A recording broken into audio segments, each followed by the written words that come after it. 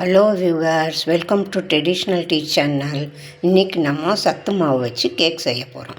எப்படி செய்யறதுன்னு வீடியோக்குள்ளே போய் பார்க்கலாம் வாங்க. இன்றைக்கி நம்ம செய்ய போகிற டிஷ்ஷுக்கு தேவையான பொருள் இந்த கப்பால் 1.5 கப்பு சத்து மாவு, ஸ்கூல்லலாம் கொடுக்குற சத்து மாவு எடுத்து வச்சுருக்கேன். 1.5 கப்பு, 1/2 கப்பு சர்க்கரை எடுத்து வச்சுருக்கேன், 1/2 கப்பு பால் எடுத்து வச்சுருக்கேன், 1/4 கப்பு தயிர், 1/4 கப்பு எண்ணெய்.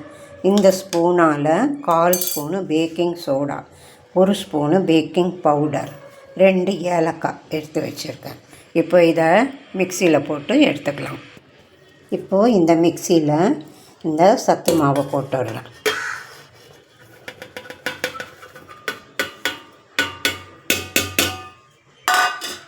அடுத்தது சர்க்கரை போட்டுடுறேன்.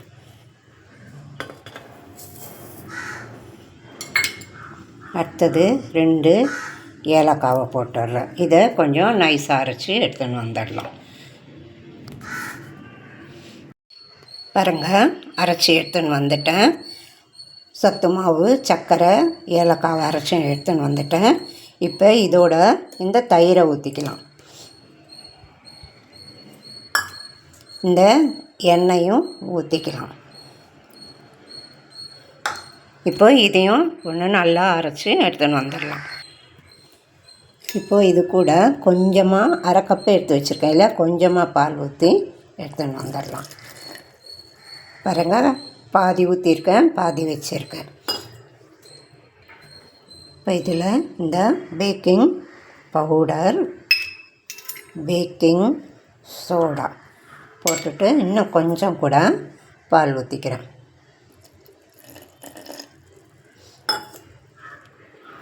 இப்போது திருப்பியும் அடித்து எடுத்துன்னு வந்துடலாம். இப்போ பாருங்கள், அடித்து எடுத்துன்னு வந்துட்டேன். இப்போது இந்த மாதிரி இந்த இதுக்கு இருக்கணும். ரொம்ப தண்ணியாகவும் இல்லை, ரொம்ப இதுவாகவும் இல்லை, இந்த இதுக்கு இருக்கணும். இந்த மாதிரி இருக்கணும். இப்போ நம்ம கேக் செய்கிற பாத்திரத்தில் ஊற்றிடலாம்.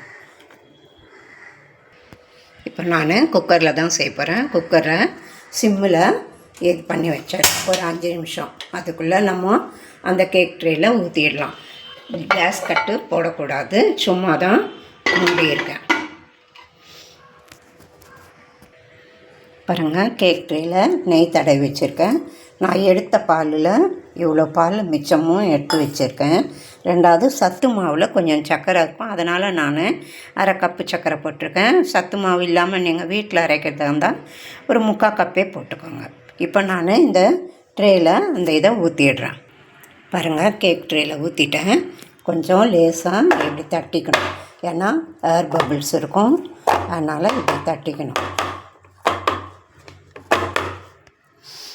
இப்போ நான் அந்த குக்கரில் வச்சிடுறேன்.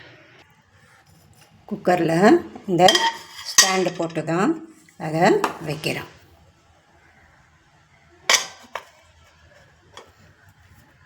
விசில் போடக்கூடாது, டயர் போடக்கூடாது. இப்போ ஒரு 25 நிமிஷம் போட்டு பார்க்கலாம். 20 நிமிஷம் ஆகிடுத்து. இப்போ நம்ம குக்கரை ஓப்பன் பண்ணி பார்க்கலாம். ஓப்பன் பண்ணிவிட்டு இப்போது இந்த மாதிரி குச்சி வச்சுருக்கேன், இதால் குத்தி பார்க்கலாம்.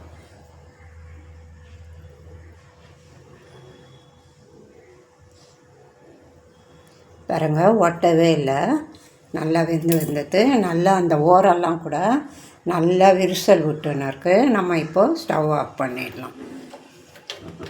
ஆஃப் பண்ணிவிட்டு கேக்கை வெளியில் எடுத்துடலாம். பாருங்கள், கேக்கை வெளியில் எடுத்துட்டேன். நீங்களும் உங்கள் வீட்டில் செஞ்சு பாருங்கள். எனக்கு லைக் பண்ணுங்கள், ஷேர் பண்ணுங்கள், கமெண்ட்ஸ் பண்ணுங்கள், சப்ஸ்கிரைப் பண்ணுங்கள். தேங்க்யூ.